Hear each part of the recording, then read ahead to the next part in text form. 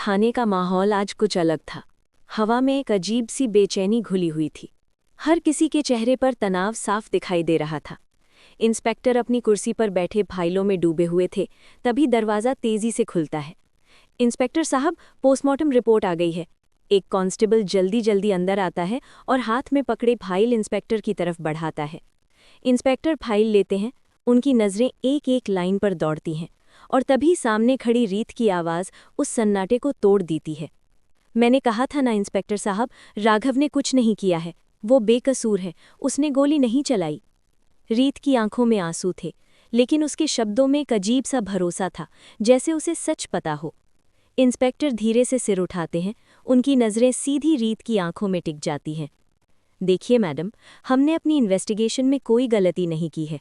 उनकी आवाज़ सख्त थी, लेकिन उसमें हल्की सी थकान भी छिपी हुई थी। जिस रिवॉल्वर से गोली चली थी और कीर्ति की मौत हुई थी, वो रिवॉल्वर राघव की थी। ये सुनते ही कमरे का माहौल और भारी हो जाता है। रीत का चेहरा एक पल के लिए सुन्न पड़ जाता है, लेकिन वो खुद को संभालती है। रिवॉल्वर उसकी हो सकती है, लेकिन इसका मतलब ये नहीं कि उसने गोली चलाई। कोई और भी तो हो सकता है। उसकी आवाज़ अब पहले से ज्यादा मजबूत थी, जैसे वो हार मानने को तैयार ही नहीं। इंस्पेक्टर कुर्सी से उठते हैं, धीरे धीरे चलते हुए खिड़की के पास जाते हैं। मैडम, ये कोई फिल्म नहीं है, यहाँ हर चीज़ सबूतों पर चलती है, और सबूत राघव के खिलाफ है। रीत गुस्से और दर्द के बीच फंसी हुई थी।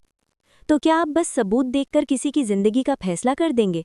आपने ये जानने की कोशिश भी की कि उस रात असल में हुआ क्या था? कमरे में खामोशी छा जाती है। इंस्पेक्टर कुछ सेकंड के लिए चुप रहते हैं, फिर धीरे से बोलते हैं। हम हर एंगल से जांच कर रहे हैं, लेकिन अभी तक जो सामने आया है वो राघव को ही दोषी साबित करता है। रीत की आंखों से आंसू गिरने लगते हैं, लेकिन वो पीछे नहीं हटती।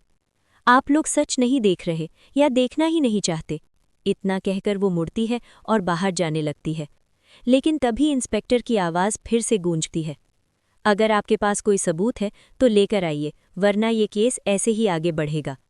रीत रुकती है, धीरे से पीछे मुड़ती है।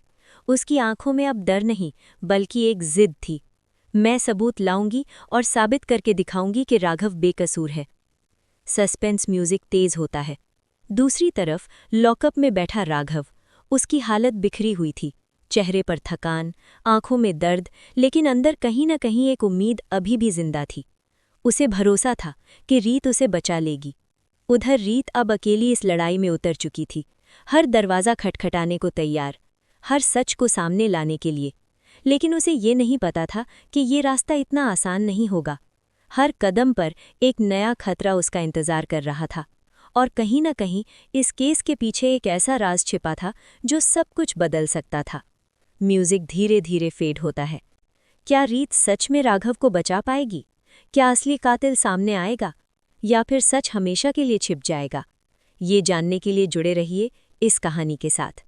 अगर आपको ये कहानी पसंद आई हो और आप जानना चाहते हैं आगे क्या होगा, तो इस वीडियो को लाइक करें, अपने दोस्तों के साथ शेयर करें और हमारे चैनल को सब्सक्राइब करना बिल्कुल ना भूलें।